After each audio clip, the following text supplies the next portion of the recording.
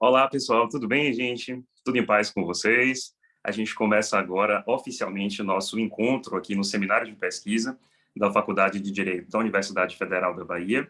E antes de começar, eu queria só checar com vocês se está tudo funcionando bem, se vocês conseguem me ouvir bem, se conseguem me ver bem aí também, tá? Já vi aqui no bate-papo algumas mensagens de bom dia, então bom dia a todos, né? Gabriel, meu amigo, obrigado pela mensagem, que bom que está tudo funcionando, maravilha. Vi mensagem de Isabelle aqui também, de Vivian também, né? Bom dia, Pedro, né? Então, tudo funcionando certinho, gente? Tudo ok para a gente começar? Vivian, né? Maravilha. Então, a gente começa, então, oficialmente agora, essas atividades de hoje. Queria avisar, gente, que está tendo uma gravação, já está sendo gravada aqui a nossa sessão, né? Então, já começou a gravação. Obrigado, João, pelo feedback. Já começamos a gravar. E, na verdade, esse encontro de hoje, ele se insere num evento maior, que é o Seminário de Pesquisa da Faculdade de Direito da Universidade Federal da Bahia. Então, como vocês puderam perceber pela divulgação que foi feita nos últimos dias, a nossa Faculdade de Direito fez um grande evento chamado Seminário de Pesquisa para tentar compartilhar com a comunidade as pesquisas feitas pelos professores, pelos servidores, pelos alunos, né, no universo da Faculdade de Direito. E aí eu achei que seria interessante também compartilhar um pouco dessa experiência aqui na França, né, porque se insere também, evidentemente, nesse universo de pesquisa, e foi isso que motivou a nossa programação de hoje. Na verdade, é uma programação voltada para compartilhar não o resultado conclusivo desse processo, né, mas sim o que já foi possível fazer nesse percurso. Por isso que eu chamei de resultados parciais, né, das pesquisas na França. E a gente vai ter uma oportunidade, eu fiz uma programação hoje de 1 hora, né, mas a gente vai ter uma oportunidade de fazer uma exposição aqui geral sobre o tema. Eu já recebi algumas perguntas muito interessantes no formulário de inscrição, que eu vou responder na parte final da nossa conversa de hoje, e também vou deixar o espaço aberto no finalzinho, se alguém quiser fazer alguma pergunta aqui durante a nossa exposição, também terá essa oportunidade, tá bom? E aí, gente, vou começar aqui a passar os slides para que a gente possa entender a lógica de organização dessa atividade, né? Aí vocês encontram um slide que, na verdade, é o título dessa exposição, Pesquisas na França, Resultados Parciais. Vocês encontram também aí a minha titulação. Eu sou professor visitante na Universidade de Paris II, Panthéon-Assas. Tenho mestrado e doutorado na Universidade de São Paulo e sou professor de Direito Constitucional da Universidade Federal da Bahia e da Faculdade Baiana de Direito. Então, tenho a alegria aqui de ter alguns alunos, ex-alunos, né, amigos professores presentes. Então, felicidade tê-los aqui para que a gente possa conversar. E coloquei meu e-mail nesse slide, se alguém quiser tirar alguma dúvida, mandar alguma mensagem, depois, enfim, buscar algum tipo de auxílio, né? Que é o Gabriel, _ DMC, Dias Marques Cruz, né? @yahoo.com.br. Então, é só uma apresentação para aí, de repente, a gente manter um contato para além, inclusive, dessa nossa exposição de hoje. Como é que a gente vai se organizar nessa exposição? Eu fiz uma divisão da nossa conversa de hoje. É uma conversa de 1 hora, então ela passa muito rápido. Para que a gente possa aproveitar bem o tempo, eu fiz uma divisão em 4 partes principais, tá? Primeiro, eu queria contar para vocês um pouco do início dessa experiência, como é que foi essa experiência desde o começo, né? Na sequência, que atividades foram desenvolvidas desde o início dessa experiência até agora. Nós gravamos aqui em outubro de 2022, então, o que aconteceu do começo até agora? Principais atividades desenvolvidas. O nosso tópico 3, quais serão as próximas atividades? Então, o que integra a minha programação ainda aqui na França, né? Para o futuro, para próximas etapas, próximos passos, né? Que envolvem essa trajetória. E, por último, resposta às perguntas. Aí eu vou responder as que foram mandadas no formulário, que foram muito interessantes, por sinal, eu fiz uma adaptação, mas ficaram muito interessantes, e vou deixar um espaço também no final de nossa exposição para alguma pergunta que surgir aqui por parte do nosso público presente, tá? E vamos começar, então, entendendo qual foi o início desse processo. Uma das perguntas que foi feita, inclusive, foi nessa linha, se eu tinha recebido uma bolsa, se eu tinha conseguido uma bolsa, né? Contar essa história, gente, mais ou menos aí desde 2020, né? Na verdade, essa história começa em 2019, para ser um pouco mais exato com vocês. Eu participei de uma reunião na Faculdade de Direito da UFBA, uma reunião que discutia pós-graduação da universidade, e vocês sabem que eu sou professor também do mestrado e do doutorado na UFBA, né? E a gente teve uma reunião de pós-graduação, e o nosso coordenador, na época, comentou sobre algumas possibilidades de bolsa que a gente tinha, que a gente poderia usufruir. E falou, olha, tem algumas bolsas disponíveis, tem alguns programas interessantes, e tem um programa muito valioso chamado Programa CAPS-Print. Não sei se vocês já ouviram falar sobre esse programa. CAPS-Print, né? CAPS é uma fundação muito importante de incentivo à pesquisa no Brasil, de fiscalização da pesquisa, de promoção da pesquisa no Brasil. A CAPES, acho que alguns já ouviram falar, né? A Bolsa CAPES e por aí vai. E o CAPES Print é um dos programas da CAPES voltado para o processo de internacionalização da pós-graduação. Então, como é que ele funciona? Algumas universidades do mundo, elas, ou melhor, do Brasil, né? Elas se inscrevem perante a CAPES para tentar usufruir esse programa, tentar ter acesso a esse programa. Não são todas que têm acesso a esse programa, tem uma série de critérios para que a universidade possa ser habilitada a participar desse programa. E a nossa UFBA é uma das universidades habilitadas pela CAPES a participar desse programa CAPES Print. E qual a lógica desse programa? Que haja uma internacionalização da pós-graduação no Brasil. Então, que os professores selecionados, eles promovam ações voltadas para a internacionalização da pós-graduação. E lá em 2019, participei dessa reunião. Eu lembro que no dia eu fiquei animado com essa possibilidade. Poxa, será que vai dar certo e tal? E aí, conversei com minha esposa, a gente pensou, bem, será que vale a pena tentar, né? E aí tentamos essa seleção da bolsa, né? E aí, quando chegou no começo de 2020, saiu o resultado de que a bolsa seria paga, seria concedida. Só que isso em paralelo a um processo de muita expectativa, né, que vocês podem imaginar, porque você consegue a bolsa e ao mesmo tempo você fica naquela expectativa, será que eu vou conseguir, será que não vai dar certo ou não?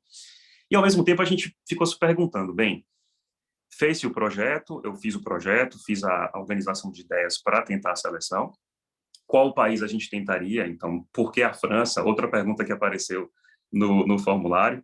Um país que sempre me atraiu, gente, pessoalmente, eu sempre achei a França um local muito, muito bonito, com uma língua muito bonita, com uma cultura muito avançada, com uma preservação histórica muito grande, com uma proteção patrimonial muito séria. Então, vários elementos da sociedade francesa eu sempre achei muito bonitos, muito, muito valiosos, né? E aí foi um elemento que me trouxe essa ideia de tentar o projeto também numa instituição francesa. E ficamos muito felizes, né? Digo, ficamos, eu e minha esposa, que é um projeto conjunto, ficamos muito felizes de tudo ter dado certo, mas aí veio a pandemia, né? E aí vocês vão perceber, daqui a pouco eu separei um slide para falar da pandemia, que foi para a gente um desafio ainda maior, né? Nesse ponto, eu queria fazer aqui um pequeno parênteses para compartilhar com vocês uma sugestão que eu acho que pode ser muito valiosa, né? Muita gente me pergunta assim, professor, como é que a gente poderia fazer algo parecido, né, para tentar uma bolsa, para conseguir alguma oportunidade?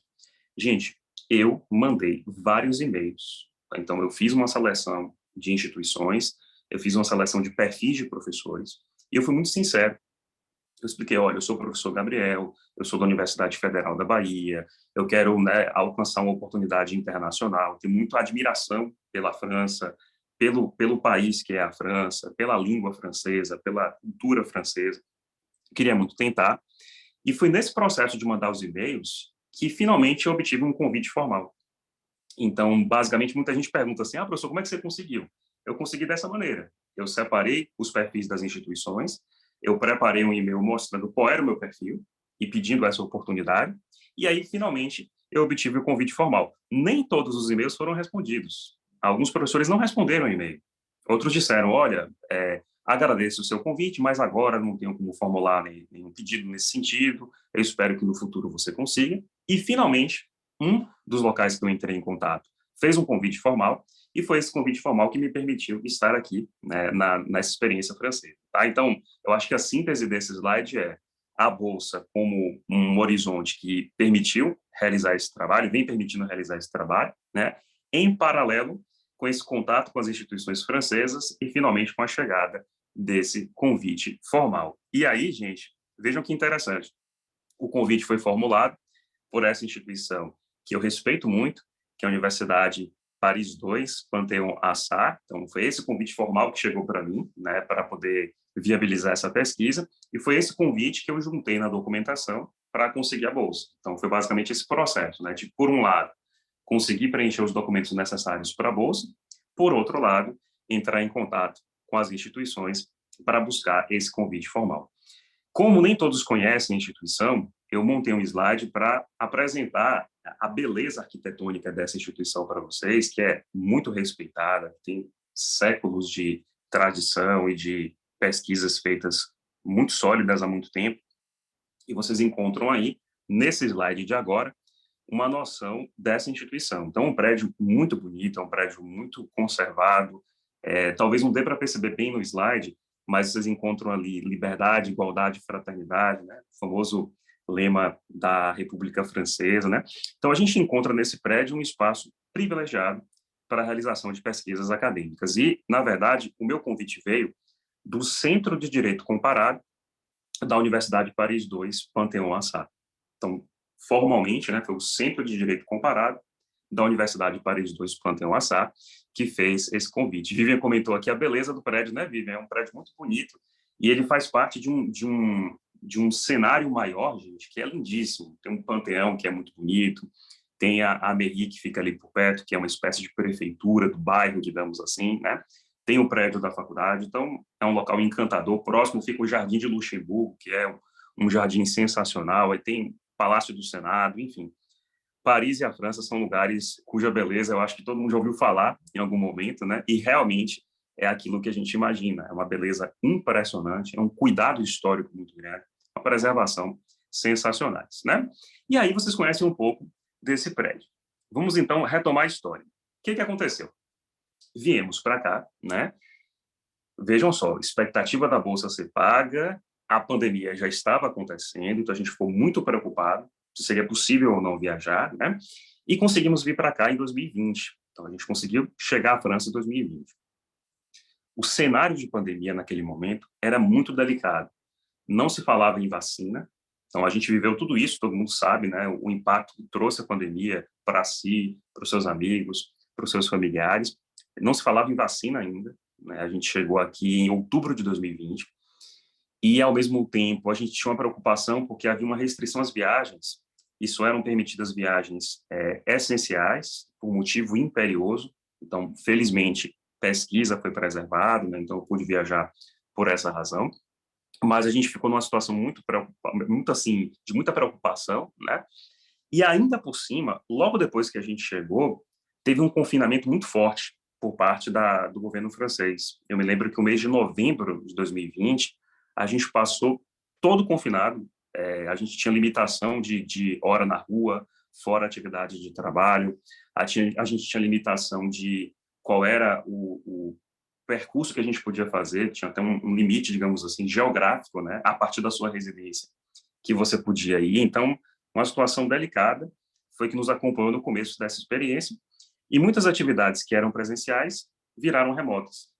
Então, me lembro que eu cheguei a assistir algumas aulas presenciais, logo depois elas passaram a ser remotas por conta da pandemia. E o pior de tudo, e aí vem a parte que eu não sei se vocês sabiam disso, eu recebi também uma comunicação, isso no caso alguns meses antes, do governo, de que, embora eu tivesse sido selecionado para a Bolsa, eles não teriam como pagar a Bolsa, pelo menos não naquele momento, né? Por conta de restrição orçamentária, por conta do câmbio. Então, o real ficou muito enfraquecido, né, comparado com o euro, por conta da pandemia, enfim. Então, o que era uma expectativa de pagamento da Bolsa, para a gente ficou uma grande frustração. E quando a gente recebeu essa notícia, eu me lembro que a gente recebeu essa notícia de que a Bolsa não seria paga, né, naquele momento, eu pensei, vamos tentar assim mesmo. A gente vai para a França, a gente vai aproveitar essa oportunidade, a gente vai usar nossas próprias economias para a gente tentar se manter na França e, quem sabe, um dia a Bolsa será oficialmente paga e a gente pode aí, de repente, ter uma vida um pouco mais tranquila. E cá para nós, gente, foi um momento muito complicado, porque o euro chegou, num certo momento, a 6,9, para vocês terem uma ideia. 6,9, 6,8, sabe assim? Hoje a situação é diferente, mas o euro deve estar 5,1, eu acho, né? 5, não sei como é que está por agora, que a cotação varia muito. Mas foi esse cenário que a gente teve que enfrentar, né? Esse slide tem uma foto, só para explicar para vocês. da Presidência da República, né, Palácio do Eliseu, e eu coloquei essa foto para representar uma série de medidas tomadas pelo governo para tentar enfrentar o cenário difícil e muito excepcional de pandemia. Foi esse cenário que a gente teve que enfrentar, né? Isso lá em 2020. Isso perdurou também em 2021. Também em 2021, a pandemia continuava, mas a gente já tinha a possibilidade da vacinação, então a gente pôde se vacinar aqui, a gente pôde tomar várias doses de vacina aqui na França. O confinamento já estava um pouco mais flexível, já não tinha aquela restrição geográfica, já não tinha mais a restrição de horário, então as coisas foram aos poucos melhorando nesse intervalo, né? E aí alguém pode se perguntar, mas professor, e finalmente a bolsa foi paga ou não foi paga? A bolsa veio a ser paga agora, gente. Então, finalmente, vocês terem uma ideia, né? A gente veio para cá em 2020, né? A gente também ficou aqui em 2021, com os nossos recursos próprios, a gente foi, né, lidando com essa situação. E, finalmente, o governo nos avisou que a bolsa poderia ser paga agora nesse segundo semestre de 2022. Então, quando alguém perguntou no formulário, professor, teve bolsa? Eu sempre digo assim, ó, teve e não teve, né? Porque no começo, de fato, a bolsa não foi paga, mas felizmente a gente pôde arcar com essa viagem com os nossos próprios recursos, o que a gente sabe que é muito difícil, porque é tudo muito caro na comparação com o real, mas felizmente agora a bolsa Capsprint vem sendo paga e agora oficialmente essa minha iniciativa ela integra aí realmente as atividades do programa Capsprint. E aí na sequência, gente, próximo slide é voltado para compartilhar com vocês quais são os frutos dessa experiência, quais são as atividades envolvidas nessa experiência. Eu dividi esse slide em 3 partes principais, né? Palestras e eventos, ou seja, a importância de difusão do conhecimento e do aprendizado via exposição oral. Então, um primeiro eixo, né, dessa atividade na França envolve palestras e eventos, seja participar de eventos que envolvam meu tema, né? Meu tema é voltado basicamente para a comparação entre o modelo de controle de constitucionalidade da França com o do Brasil. Então, o tema do direito constitucional é um tema do direito constitucional comparado por natureza. E qual é a lógica desse primeiro eixo? Participar de palestras e eventos que envolvam esse tema, né? Participar, seja sendo membro da mesa, seja, né, expondo algo, né, sobre a experiência brasileira comparada com a experiência francesa, seja assistindo a palestras também e participando de eventos que tratem dessa temática. Então, o primeiro eixo seria esse, né, de palestras e eventos, e já eu vou compartilhar com vocês alguns exemplos dessas participações. Existe também um segundo eixo, que o Capsprint exige, né, que é a parte de publicações, a importância da difusão do conhecimento e do aprendizado pela exposição escrita. Então, tanto a exposição oral e esse envolvimento com atividades orais é importante, até para você também treinar o idioma, dominar, né, com mais tranquilidade a exposição em outro idioma, que é um desafio, né, permanente, inclusive, quanto, por outro lado, na parte de publicações. Você publicar, escrever, levar adiante para um público mais amplo aquilo que você tem pesquisado, é o segundo eixo das atividades desenvolvidas, e o terceiro eixo, cooperações e parcerias, ou seja, a importância da construção, como eu escrevi aí no slide, de convênios, parcerias, cooperação e redes de pesquisa envolvendo a Universidade Federal da Bahia. Então, vejam que são 3 eixos interessantes, né? No primeiro, toda atividade oral que envolva a pesquisa. No segundo, publicações, a atividade escrita que envolva a pesquisa. E no terceiro, cooperação e parcerias, essa criação de laços, essa criação de pontes entre a Universidade Federal da Bahia e as instituições francesas. Aqui seria uma síntese do que o programa Capsprint deseja e que eu espero alcançar também até o final do usufruto da Bolsa, né? E aí, para trazer para vocês alguns exemplos disso, eu vou compartilhar um pouco do que aconteceu nesse intervalo. Vejam só. Primeiro, gente, esse slide, que para mim é muito especial, é muito marcante, é um slide de uma conferência que eu fiz, a primeira conferência que eu fiz aqui na França. Ela aconteceu, como vocês podem perceber aí, 11 de junho de 2021, então já tem um bom tempo, né? Controle de constitucionalidade das leis. O título está em francês, mas traduzindo para o português. Controle de constitucionalidade das leis. uma perspectiva comparada entre o Brasil e a França, né?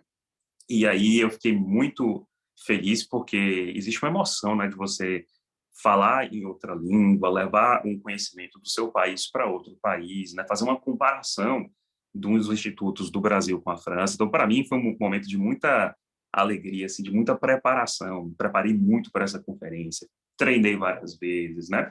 E quando a gente fala outra língua, existe o nosso sotaque também, que fica característico em outra língua. Então, treinava para poder tentar atenuar um pouco o sotaque. É todo um desafio, né? Mas um desafio interessante para a gente tentar compartilhar nosso sistema jurídico com outro país. O que eu fiz, então? Eu trouxe para vocês um slide dessa conferência, que foi um slide que a gente conversou muito no dia da conferência e que fazia a comparação direta entre Brasil e França e que responde a algumas curiosidades que as pessoas têm quando a gente fala sobre Brasil e França. Eu preservei o slide no original, então está no francês original. Faço aqui com vocês uma tradução para vocês entenderem algumas curiosidades, né? A França, gente, tem uma história constitucional muito antiga. Tem uma história constitucional de mais de 200 anos, né? Especialmente ali do pós-Revolução Francesa até a atualidade. E a Constituição francesa que vigora hoje é a Constituição da Quinta República, e ela foi criada em 1958. É uma Constituição de 4 de outubro de 1958. Essa é a primeira parte que vocês veem aí no slide, né? Do outro lado, tem o Brasil, nosso Brasil, com a Constituição de 5 de outubro de 1988. A nossa famosa Constituição Cidadã, a nossa famosa Constituição que supera um processo autoritário no Brasil, de ditadura militar, e que vem se mantendo e que recentemente fez aniversário aí, no dia 5 de outubro, completou seus 34 anos, a nossa Constituição, né? Então, comecei com essa comparação, para trazer para vocês um pouco dessa curiosidade, entre a Constituição francesa de 4 de outubro de 58 com a nossa de 5 de outubro de 88. Então, algumas décadas separam as nossas constituições. E como meu tema é de direito constitucional comparado, e é voltado para o controle de constitucionalidade comparado, eu fiz a escolha por privilegiar uma instituição, que é a instituição que protege a Constituição francesa, que é o Conselho Constitucional, criado em 58, comparado com a Constituição que protege, que é guardiã da Constituição brasileira, que é o nosso Supremo Tribunal Federal, criado no final do século XIX, criado em 1891. Então, a minha exposição tentou comparar um pouco dos perfis, né, do Conselho Constitucional francês com o nosso Supremo Tribunal Federal. E aqui eu queria fazer uma pausa para trazer para vocês uma curiosidade, que eu acho que vale a pena a gente compartilhar no direito comparado. Quando a gente pensa num país avançado, quando a gente pensa num país desenvolvido, né, como é o exemplo da França, muitas pessoas podem achar que tudo que a França faz no campo do direito é elogiado ou é aceito, a doutrina concorda. Não é bem assim, tá, gente? A França é um país de muito debate. O debate na França é algo que é muito comum, é muito prestigiado. O debate político, o debate nas famílias, o debate de temas polêmicos. Então, o debate, uma das impressões que eu tenho, né, depois que eu tenho vivido, desde quando eu comecei a viver por aqui, é que o debate é algo muito incentivado na experiência francesa. Eles debatem muito também juridicamente. Então, esse Conselho Constitucional francês tem algumas características que são elogiadas, outras que são criticadas, né, e abertamente, né? Para explicar melhor para vocês isso, vejam algumas curiosidades do Conselho Constitucional francês. Ele tem 9 membros, 9 conselheiros, né, que integram esse Conselho Constitucional. A nomeação desses conselheiros é dividida por autoridades, então um terço é nomeado pelo presidente da República, um terço pelo presidente da Assembleia Nacional, um terço pelo Senado. Só para a gente fazer uma comparação, é como se fosse aí presidência da República, presidência da Câmara, presidência do Senado, né? Mas no caso francês é a Assembleia Nacional. Então eles têm 9 integrantes do Conselho Constitucional com nomeações um terço por cada autoridade, né? E tem também uma curiosidade: ex-presidentes da República, antigos presidentes da República, eles podem, eles não são obrigados, mas eles podem atuar no Conselho Constitucional. Então vejam que interessante. Por um lado, a doutrina comenta, é valioso que haja uma divisão no formato de nomeação para que você não concentre poder só nas mãos de uma autoridade. Então, o presidente da República nomeia um terço, o presidente da Assembleia um terço, o presidente do Senado um terço, e isso vem sendo elogiado, que você divide, né? Você separa o poder de nomeação. Por outro lado, há muitas críticas a essa regra que permite que ex-presidentes da República possam integrar o Conselho Constitucional, possam atuar no Conselho Constitucional. Então, vejam que tem sempre os pontos positivos e negativos, né? Para a gente continuar com esse slide, o mandato desses integrantes do Conselho é de 9 anos, então eles têm um mandato para exercer no Conselho, e não é renovável. Então, são 9 anos sem possibilidade de renovação. É diferente do Brasil, né? Quando a gente fala numa nomeação com caráter vitalício, então a pessoa fica até 75 anos, né? Se ela quiser, com a aposentadoria compulsória. Não é o caso francês. Tem um prazo para você exercer essa função, o que é algo geralmente elogiado, né? Para que você tenha aí uma oxigenação da composição do Conselho Constitucional. E ele tem várias funções, é a parte final dessa parte francesa, né? Várias funções. Tem a função eleitoral, então o Conselho Constitucional tem um papel que no Brasil a gente enxergaria no TSE, que a gente tem um tribunal específico no Brasil para questões eleitorais, né? O caso do Conselho, na França não, o Conselho também tem essa função eleitoral. Ele faz um controle preventivo de constitucionalidade para evitar que um projeto de lei venha se transformar numa lei inconstitucional. Ele faz um controle preventivo de constitucionalidade e faz também um controle repressivo de constitucionalidade, especialmente por meio de um instituto, que é um tema que eu venho pesquisando muito aqui na França, que é a QPC, Questão Prioritária de Constitucionalidade. É uma novidade que foi incorporada ao modelo francês, especialmente a partir de 2010, né, que vem trazendo essa possibilidade do controle repressivo de constitucionalidade na França. Então, é um tema que me atrai bastante. Escrevi um artigo sobre ele, gente. Daqui a pouco eu vou explicar para vocês como ler esse artigo, se alguém tiver interesse de conhecer mais, né? Mas é um tema que me atrai muito na experiência francesa. Então, para resumir, um órgão criado em 58, um órgão que é um protetor, que é um garantidor da integridade interpretativa da Constituição francesa, com 9 membros nomeados por terços, né? Um terço pelo presidente da República, um terço pelo presidente da Assembleia, um terço pelo presidente do Senado, com a possibilidade de que ex-presidentes atuem junto ao Conselho Constitucional. Seus membros têm um mandato de 9 anos não renovável e suas funções envolvem proteger a Constituição, zelando pela fiscalização eleitoral, por exemplo, zelando pelo controle preventivo de constitucionalidade para evitar que nasça uma lei inconstitucional e zelando também pelo controle repressivo de constitucionalidade, especialmente via QPC, Questão Prioritária de Constitucionalidade. Daqui a pouco eu falo mais sobre ela no slide específico, tá? Na comparação com o Brasil, eu acho que ficam claras para vocês algumas diferenças, né? Nosso Supremo é muito mais antigo, ele foi criado no final do século XIX. Claro que o perfil de hoje não é igual ao da sua criação, né?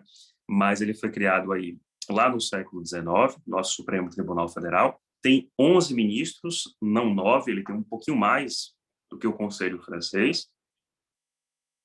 No caso do Brasil, a nomeação é feita apenas por uma autoridade, é a influência do modelo norte-americano, que nós usamos como inspiração no Brasil.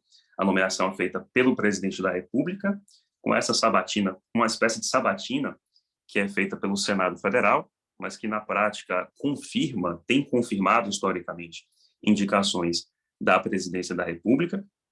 Quem se torna ministro no Supremo brasileiro não tem mandato, então pode ficar na função até a sua aposentadoria compulsória, aos 75 anos, o que é uma regra que muita gente questiona, né? Poxa, será que não deveria ter um mandato?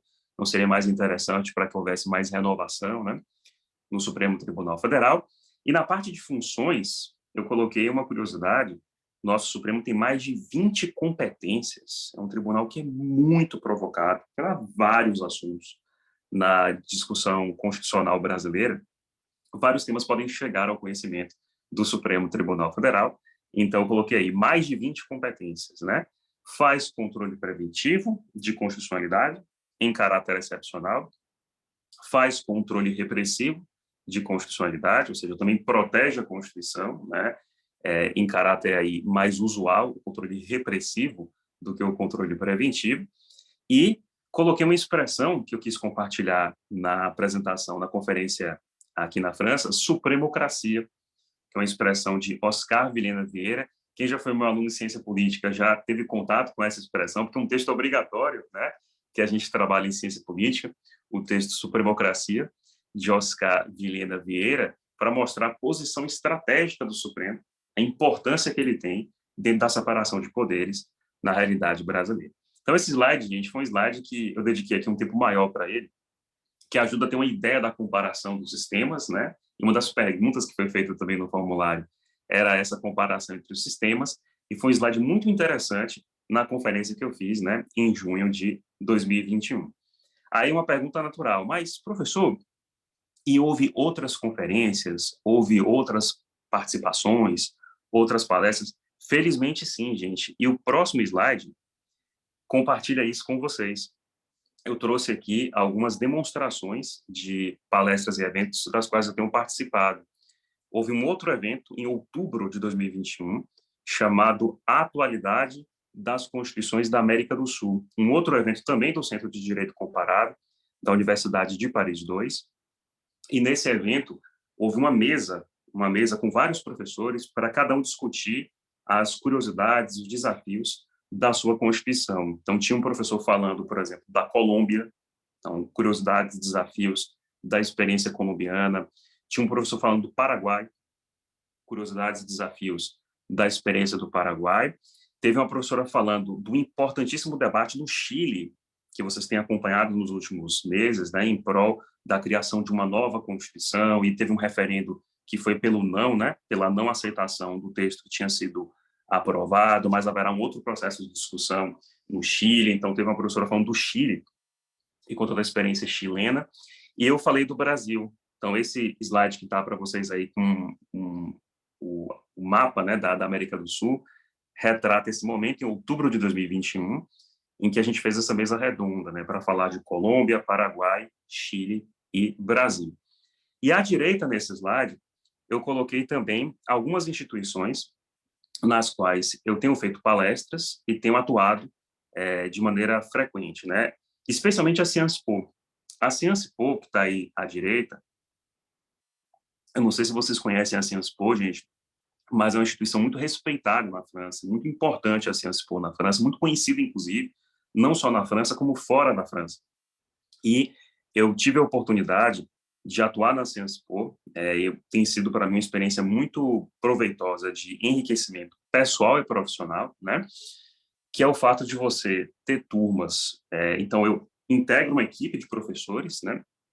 E a gente faz um trabalho na França que, se eu usar a expressão aqui em francesa, talvez não fique tão claro, mas só para ficar mais claro para vocês. Eles montam uma equipe de professores, tem um professor principal, que é encarregado da matéria, que faz o que eles chamam de conferências magistrais. São aulas para auditórios grandes, né, com todos os alunos.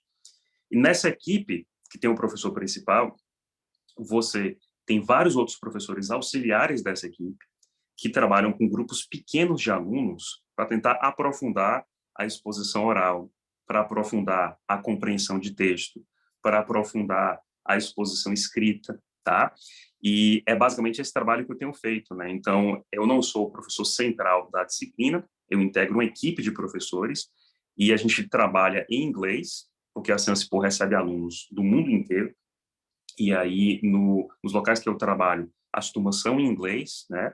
E eu tenho a oportunidade de ver o avanço desses alunos, conversar com eles e discutir temas que envolvem ciência política e direito constitucional. A matéria na qual eu trabalho é uma matéria chamada Instituições Políticas.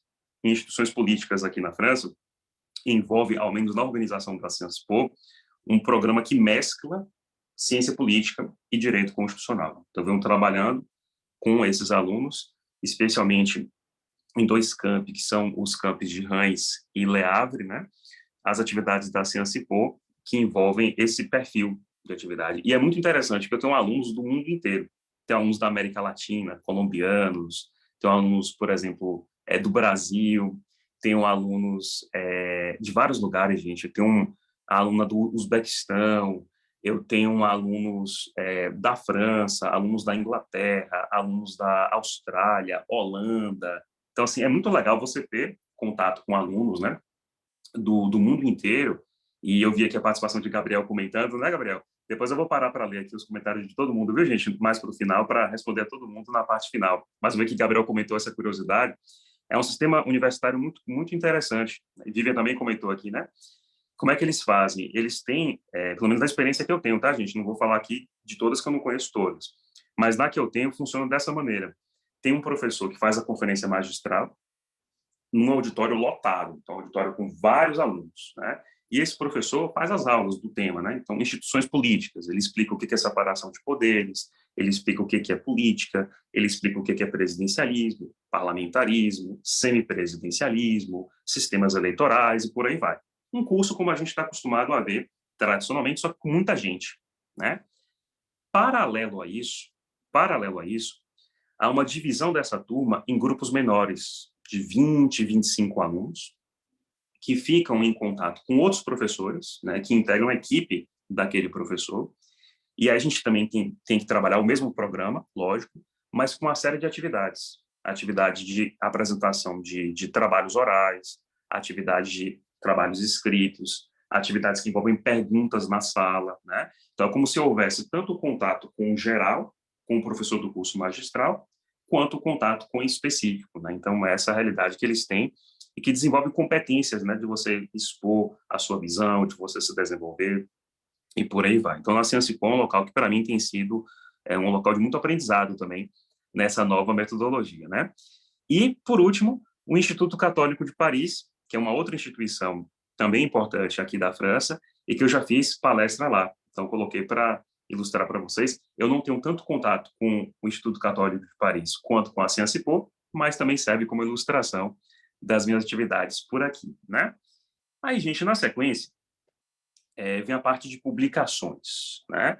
Eu falei para vocês que, além de um primeiro eixo voltado para exposições orais, então, tanto palestrar em eventos quanto participar de eventos, né, que envolvessem meu tema, existe um segundo eixo, que é o eixo das publicações. O que você escreve sobre o seu tema, o que você tem elaborado sobre o seu tema, né? E aí, eu coloquei para vocês nesse slide, primeiro, o meu perfil do academia.edu, academia.edu. Eu não sei se todo mundo conhece, mas o academia.edu é um site muito interessante, uma espécie de rede social acadêmica, né, voltada para compartilhar materiais acadêmicos e para a gente poder baixar, por exemplo, capítulos de livro, artigos, dá para fazer, inclusive, você pode, se estiver escrevendo algum trabalho, você pode abrir uma seção para comentários das pessoas sobre o seu trabalho. Então, a academia.edu é muito interessante, eu venho usando já há alguns anos, né? E aí tem meu perfil no academia.edu. E nesse academia.edu tem, nessa parte de baixo, que eu coloquei para você em destaque, tem um artigo que eu já publiquei sobre a QPC, sobre a questão prioritária de constitucionalidade e o direito francês, uma introdução.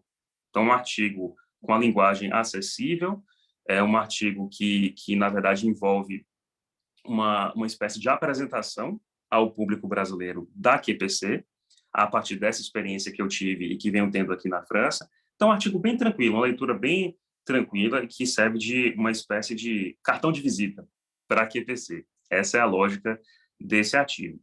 Mas o que acontece, gente? Eu venho fazendo várias pesquisas aqui que estão em curso para que haja o processo de publicação futura, né? Para quem conhece mais de perto o universo acadêmico, eu não sei se todo mundo sabe disso, né? Meu amigo Gabriel, que é professor, sabe disso, com certeza. Quando a gente escreve e manda um artigo para publicar, né, Gabriel? Às vezes são 6 meses para publicar, 1 ano para publicar, 1 ano e meio para publicar, então demora, né? Então, esse eu consegui publicar relativamente rápido, ano passado, mas eu tenho alguns trabalhos de pesquisa em curso que, assim que eu terminar, eu vou mandar para revistas e esperar a publicação. Para vocês terem uma noção, eu coloquei nesse slide algumas pesquisas que eu venho fazendo, né? e que envolvem temas que eu vou mandar para publicação, vou tentar a publicação em algumas revistas brasileiras. Para começar, gente, QPC, 10 anos e lições para o direito comparado. É um artigo que é uma espécie de continuação do outro que eu falei para vocês, uma introdução, né? Então, é uma espécie de parte 2 daquele outro artigo, e que ele tenta fazer um balanço do que é a QPC e o que essa inovação substancial que foi a QPC no direito francês, o que ela pode trazer de lições para o direito comparado, o que ela tem de valioso, de interessante no campo do direito comparado. É um artigo que eu venho escrevendo a partir da celebração dos 10 anos da QPC, então há alguns anos, né? O Conselho Constitucional fez um evento, né, para discutir os 10 anos da QPC, enfim, falar sobre a perspectiva do Instituto, né? E bom dia, Rebeca, seja bem-vinda. E, no caso, a minha ideia qual é? Justamente aproveitar a experiência desse evento de 10 anos e pensar o que essa experiência na França pode nos ajudar no campo do direito comparado. Isso, quando eu falo direito comparado, Brasil e mundo, né? O que a gente pode aprender dessa experiência? É um dos artigos. Tem um segundo artigo, gente, que eu estou quase terminando. Esse aí, eu espero terminar essa semana, esse daí, que é o segundo. Vacinação compulsória. Eu estou comparando como é que se deu o debate da vacinação compulsória no Conselho Constitucional da França e no Supremo Tribunal Federal no Brasil. E aí essa comparação envolve quem provocou a utilização das ações, qual foi o procedimento deliberativo, quais foram as características do processo, qual foi a argumentação usada por cada tribunal, qual foi o tempo para a decisão. Então, eu escolhi um tema, vacinação compulsória, um tema importantíssimo em tempos de pandemia, e venho fazendo essa comparação de características das decisões francesas sobre vacinação compulsória, das decisões brasileiras sobre vacinação compulsória. E mais um terceiro artigo que eu venho preparando, que é questão prioritária de constitucionalidade e desigualdades sociais, né? Será que haveria? É uma curiosidade que eu tenho, tá, gente? Eu não tenho como responder agora, porque ainda estou pesquisando. Será que haveria, de alguma forma, como relacionar a criação de uma nova ferramenta jurídica com o combate à desigualdade social pelo poder público? Então, será que haveria algum papel para a QPC nesse cenário? Né? Será que algum tema, alguma desigualdade, alguma situação complicada envolvendo construção social, né, na França, ela pode ser bem enfrentada via QPC? Então, é algo que eu estou também pesquisando e que envolve uma outra construção, tá, gente? Então, assim, são alguns exemplos, tem outros, né? Mas eu diria que esses 3 temas que aparecem para vocês aí são temas de pesquisas em curso, que eu pretendo terminar até o final do ano e mandar para tentar a sua publicação. Mas aí, mandando até dezembro de 2022, a gente já sabe que fica para 23, né? E a gente não tem ideia de quando serão efetivamente publicadas, tá? Gente, na parte 3, né, no terceiro eixo, então a gente já viu o eixo 1, voltado para palestras e eventos, o eixo 2, voltado para publicações, e agora o terceiro eixo, cooperação e parcerias, né? Esse eixo envolve uma série de negociações, de discussões, de contatos com várias instituições francesas, né? Eu queria, inclusive, aqui registrar um agradecimento a querida Sara, que tem me ajudado, né? Na verdade, Sara em português, Sarah em francês, tem me ajudado nesse processo para a gente poder entrar em contato com os professores, buscar parcerias, buscar cooperações. Aqui, gente, é outro objetivo do CapSprint, que é o fato de que essa experiência sua, né, ela reverta em prol da coletividade. E eu acho isso maravilhoso. O fato de que você pode ser um elemento para abrir portas para as futuras gerações. Essa é uma das minhas grandes intenções aqui. Eu venho conversando com vários professores, né? E, é claro, é um processo que não está ainda definido, por isso que eu não cito para vocês ainda aqui os nomes, porque a gente não tem ainda uma definição desse processo, mas eu venho conversando com vários professores para a gente tentar firmar convênios e parcerias com a Universidade Federal da Bahia, para que haja novos alunos e professores desfrutando da experiência francesa e construindo pesquisas em contato com a experiência francesa. E quem sabe, gente, aí é um outro objetivo que eu tenho, quem sabe isso não abre uma porta ou algumas portas para a gente conseguir bolsas também no futuro, né? porque, é claro, é muito difícil você se manter num país que é muito mais caro do que o Brasil por causa da moeda, né, o euro, né, muito mais, a moeda é muito mais valorizada do que a nossa, e com a Bolsa a gente sabe que, evidentemente, fica muito mais factível alguém vir para cá do que sem a Bolsa. Então, venham conversando, fazendo o possível para a gente tentar chegar nesse objetivo, e aí assim que eu tiver algo mais consolidado, vai estar no relatório final da Bolsa, né, para vocês perceberem os resultados desse processo, que eu espero que sejam os mais proveitosos possíveis, né? E aí, gente, já caminhando para a nossa parte final, algumas perguntas que eu vou responder que foram feitas no formulário, e na sequência eu vou responder algumas que foram feitas aqui, tá? Então, algumas perguntas do formulário. Pergunta número 1. Pesquisas tiveram apoio de bolsa? Essa eu já respondi, né? Sim e não, né? Porque sim e não. Num primeiro momento, nós viemos para cá com a expectativa do pagamento da bolsa, mas ela não pôde ser paga por questões orçamentárias e de pandemia. Mas depois de um tempo, de um bom tempo, né? Agora em 2022, a bolsa vem sendo paga. Então, de fato, tem sido uma bolsa do programa CapSprint, que é uma bolsa muito importante para a internacionalização da pós-graduação no Brasil. Pergunta 2, quais os avanços da Constituição Francesa? Uma pergunta que, por si só, motivaria, acho que uma aula inteira, né, sobre esse tema, né, talvez algumas aulas sobre esse tema. Eu diria assim, a experiência francesa constitucional é uma experiência muito rica, é uma experiência com várias constituições. Então, a França, no mundo, é um dos países que mais criou constituições e mais mudou as feições do seu regime político. Então, a França já teve monarquia, a França teve repúblicas, no plural, né? Já tentou várias organizações de poder, hoje tem um chamado semipresidencialismo, e eu diria que, assim, a França conseguiu ter uma estabilidade constitucional, finalmente, depois de várias tentativas, a partir de 1958, com a Constituição da Quinta República, né? Então, uma experiência que, desde a Revolução Francesa, tentou várias estratégias constitucionais, mas alcançou, e aí houve um personagem importantíssimo nesse momento, que foi Charles de Gaulle, um nome central na criação da Constituição da Quinta República, e eu acho que essa estabilidade ficou como uma marca de 58 e que vigora ainda hoje. Lógico, tem debate. Há quem diga, por exemplo, que já seria o momento de uma sexta república na França, mas são vozes que são ainda minoritárias, né, nesse debate constitucional. Então, se eu pudesse resumir essa pergunta 2, avanços da Constituição Francesa, eu diria que houve uma busca incessante por estabilidade constitucional, por estabilidade jurídica e política na experiência francesa, e isso é alcançado a partir de 58 e é alcançado até os dias atuais, né? Diferenças entre os sistemas, a pergunta 3, são muitas, a gente tem várias diferenças entre os sistemas.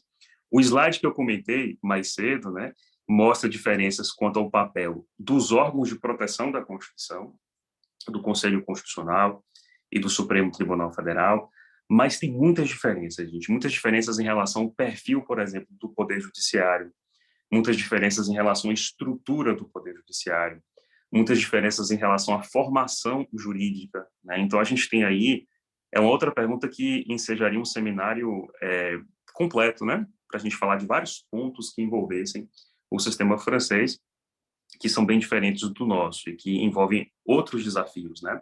Comparados ao nosso. Teve duas perguntas muito pessoais que eu deixei para o final dessa parte de perguntas, né? Uma foi qual a minha metodologia de trabalho, né?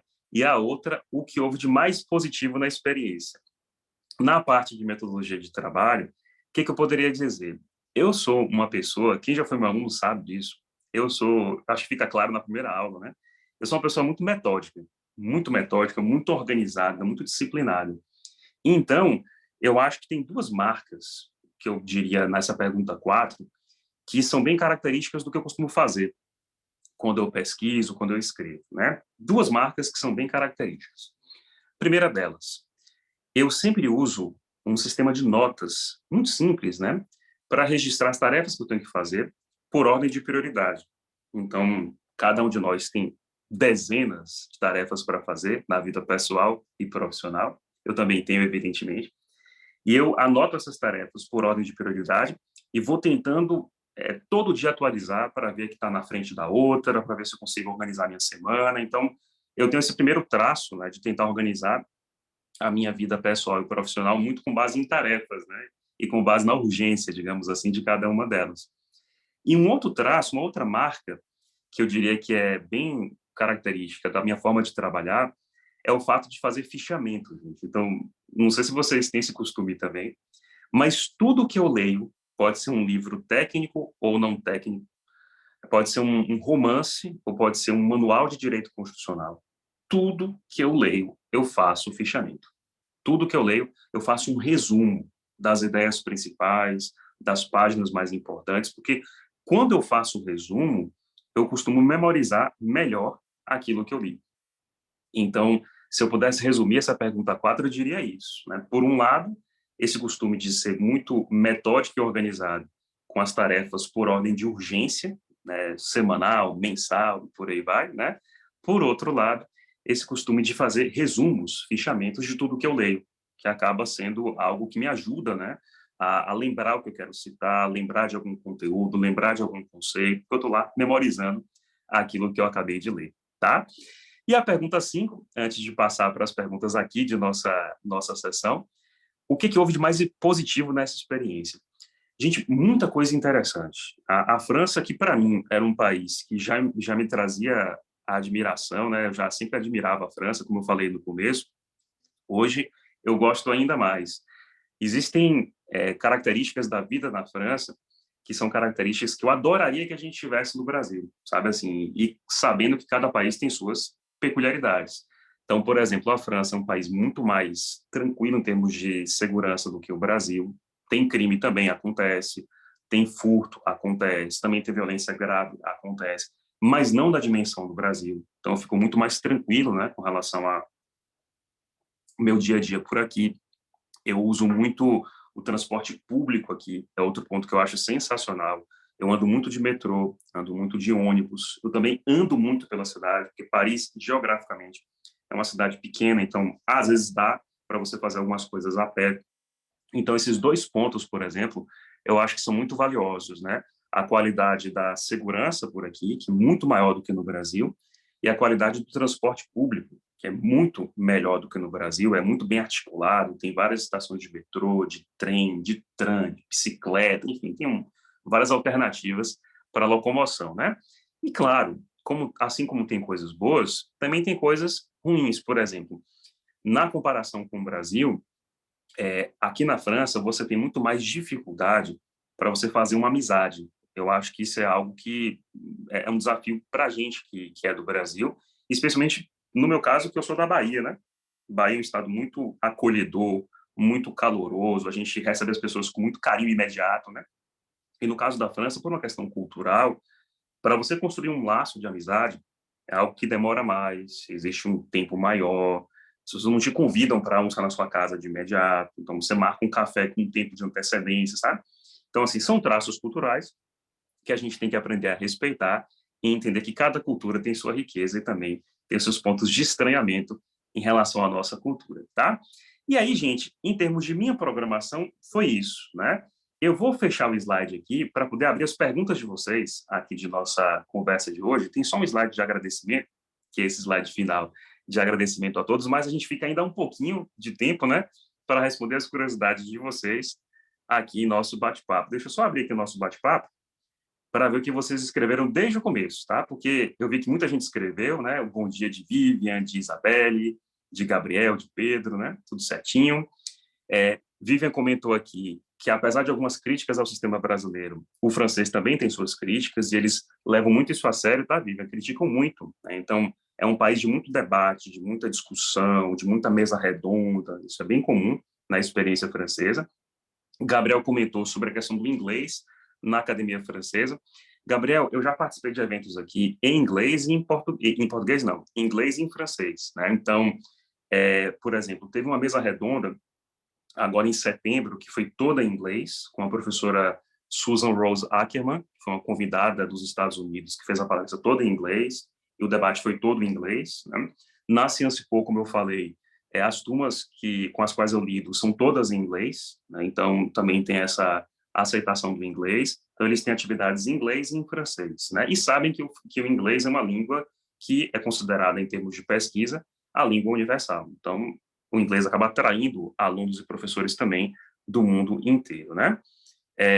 João perguntou se eu participei de alguns eventos em outros países além da França. João, eu já participei, na verdade, assim, remotamente, né? Remotamente, estando aqui na França, eu participei de eventos, por exemplo, teve um evento que eu participei, que foi um evento que foi feito na Áustria, eu participei daqui da França remotamente, né? E eventos no Brasil, como esse de agora, né? Também remotamente, mas em termos de evento presencial, basicamente na França mesmo, né? Gabriel perguntou: tem algum espaço de diálogo com a sociedade ou especialistas do controle de constitucionalidade francês, amigos da corte, audiência pública? Eu venho estudando isso agora, Gabriel, a partir do contato com o procedimento de QPC, para ver como é que funciona a oitiva nesse processo. Eu estou nesse ponto agora do artigo da vacinação, que eu falei um pouquinho mais cedo. Eu venho pesquisando se, da mesma forma como a gente faz, por exemplo, no Brasil, com o amigo da corte e com a audiência pública, se tem essa abertura e se ela existe no mesmo grau que a nossa. É um tema que eu estou pesquisando agora para tentar responder essa pergunta, tá? Eu venho lendo as QPCs para ver se a gente encontra uma comparação factível com o Brasil em relação a esse ponto, mas não tenho como te dizer agora ainda, mas eu venho pesquisando e em breve eu vou ter essa resposta para saber se é comparável ou não com o sistema brasileiro, né? Vivian perguntou o seguinte: professor, além da questão financeira, qual teria sido a maior dificuldade ao realizar pesquisas na França? Qual o conselho para alunos de graduação em relação à pesquisa? Por onde começar? Vivian, veja só, no começo foi a dificuldade financeira, com a bolsa a situação ficou bem melhor, graças a Deus, né? Dificuldade que eu acho, Vivian, eu acho que é mais o processo de adaptação. Por que adaptação? Porque você vai para um país distante do seu, para uma cultura, como eu falei, em que a gente não tem a mesma facilidade para poder, por exemplo, fazer uma amizade. Então, você não tem essa, esse processo tão rápido como a gente tem no Brasil, na Bahia, né? De fazer amizade. Tem a saudade da família, a saudade dos amigos. Eu acho que esse é um desafio, além da questão financeira, adaptação e como lidar com a saudade. Por exemplo, Vivian, além da família e dos amigos, né? Eu e minha esposa viemos para cá e deixamos Lupitinha lá. Lupita, nossa cachorrinha, ficou com os meus sogros, né? Então, assim, a gente tem a saudade de nossa cachorrinha, dos nossos amigos, dos nossos familiares. Isso acho que é um desafio muito grande. E para quem está começando na graduação, Vivian, eu recomendaria procurar uma instituição chamada Campus France. Campus France, tá? Campus France é uma instituição que faz a ponte entre alunos do mundo inteiro com a experiência acadêmica na França. Então, ela tem vídeos, ela tem roteiros, ela tem dicas de como fazer esse processo. Eu acho que pode ser um local interessante para quem está na graduação começar a ter informações de como se aproximar dessa realidade, né? Isabelle comentou aqui que o método metódico meu garante uma segurança jurídica grande aos alunos. Obrigado, Isabelle, pelo seu comentário. Matheus falou que a gente aprende o valor da segurança jurídica na prática, né, Matheus? Meus alunos sabem, gente, assim, eu começo minhas aulas no horário certinho, termino no horário certinho, tenho minha parte metódica de ser, né? Cada um tem seus traços, né? Cada um colabora de uma forma para poder ajudar, né? Vivian falou que aprendeu a fazer fichamentos nas aulas. Obrigado pelo seu comentário, Vivian. Muito obrigado.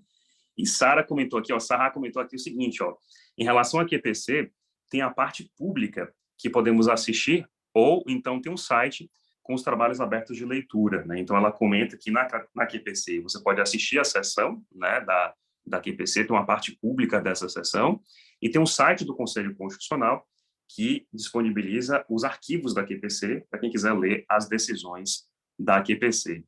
Lucas deixou parabéns pela trajetória. Obrigado, Lucas. Muito obrigado pelo carinho. Deixo aqui um forte abraço para você, Lucas. E, inclusive, estou te devendo aquela nossa conversa sobre oportunidades na França, né? Então, já fica aqui também uma sugestão de procurar pela Campus France, como eu falei mais cedo, né? Que eu acho que pode ser um caminho para ajudar nesse processo, né? Matheus perguntou se eu já sofri alguma discriminação por ser brasileiro. Matheus, felizmente não. Felizmente não, tá, Matheus? Assim, graças a Deus não. Nunca passei. A França tem uma imigração muito forte do mundo inteiro, né? Então, eu acho também que você encontra muitas pessoas com facilidade de vários lugares, né? Existe preconceito, existe racismo, existe discriminação, mas felizmente eu nunca passei não. Graças a Deus, com meus alunos, com os professores, sempre tive uma relação muito legal. Lucas perguntou com relação ao idioma. Eu fiz o francês, Lucas, na época da graduação, tá? Então eu comecei a fazer o francês na Aliança Francesa na graduação. Depois eu fui para São Paulo fazer o mestrado e doutorado. E eu continuei na Aliança Francesa lá de São Paulo e eu sempre me mantive em contato com a língua, né? Então, sempre vendo vídeo em francês, sempre lendo algum livro, algum artigo, sempre que eu podia, né, em francês, alguma notícia em francês, para a gente manter o contato com o idioma, porque é um treinamento diário que a gente tem que fazer, né, para poder ficar mais à vontade. E quando eu vim para cá, para a França, eu fiz aulas particulares de francês também. Então, eu comecei com um curso da Aliança Francesa, em Salvador, depois em São Paulo. Sempre me mantive em contato com o idioma, como eu falei, né? Filmes, vídeos, artigos, materiais acadêmicos em francês. E quando eu vim para cá, eu contratei algumas aulas particulares para treinar a exposição oral e para tentar treinar também a questão do sotaque, né? Que é uma marca característica, mas tentar suavizar um pouquinho, se possível, né? O sotaque na hora de falar. Rebeca deixou uma mensagem muito bonita aqui. Obrigado pelo carinho, Rebeca. Falou da inspiração e do sonho de fazer o doutorado. Quem sabe, Rebeca, com esses convênios que a gente está construindo, não se abre essa possibilidade, né? Então, torcer para que a gente tenha outras pessoas por aqui também fazendo essas pesquisas. E Vivian deixou aqui um comentário com relação à inspiração e votos de sucesso. Muito obrigado pelo carinho, Vivian, em relação a tudo isso, né? Sarah comentou que a discriminação não tem tanto na faculdade pública, mas na faculdade particular é mais frequente, né? Não sei se eu vi da mesma forma do que eu. Sarah, boa pergunta. Eu não sei, assim, ó, na minha experiência aqui, Sarah, posso ter tido sorte, né? Mas, assim, por exemplo, no Centro de Direito Comparado, na Sciences Po, no Instituto Católico de Paris, eu não senti, pelo menos não abertamente. Pode ser que alguém tenha praticado alguma discriminação, eu não tenha notado, né?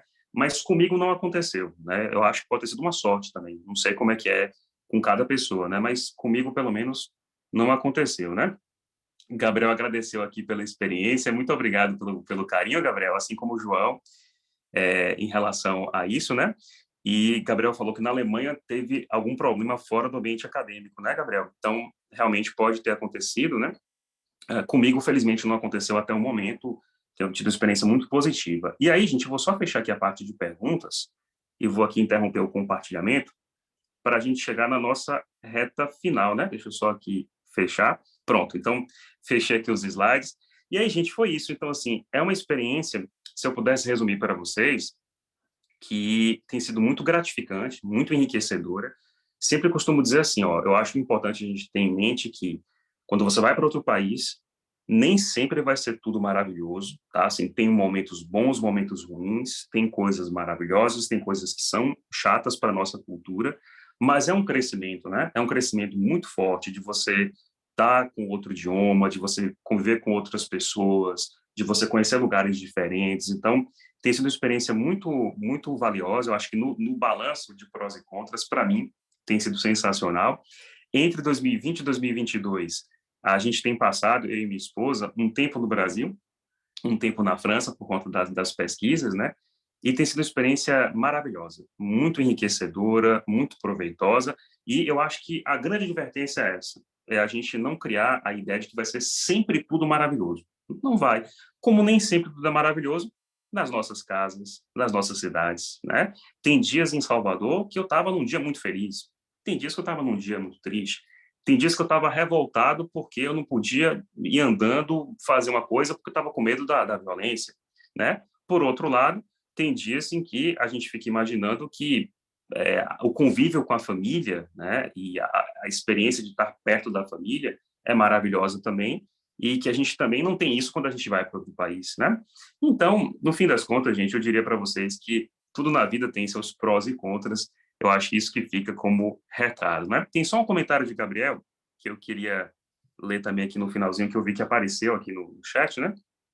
Que ele falou que na academia o ambiente é mais cosmopolita. É verdade, Gabriel, né? Talvez é por isso que a gente não tenha sentido tanto na academia, mas talvez outros espaços seja mais comum realmente, né, a discriminação, né? Gente, essa exposição está sendo gravada, tá? Então vai ficar gravado. Eu vou depois fazer o upload para o meu canal do YouTube. Então, se vocês quiserem divulgar com os amigos, com os conhecidos, com os familiares, está completamente à disposição. E nós estamos aqui fazendo um bom uso da tecnologia, né? Então, boa parte aqui que assiste essa exposição está a milhares de quilômetros de distância, mas que bom que, felizmente, estamos próximos graças à tecnologia, tá bom? A gente fica por aqui. Queria deixar para vocês um forte abraço. Obrigado pela paciência, obrigado pela presença de acompanhar essa exposição. E a gente continua se vendo aí por esse mundo digital para a gente manter contato e, no futuro, também contato presencial. Tá bom? Abraço forte, gente. Muito obrigado e até a próxima. Valeu!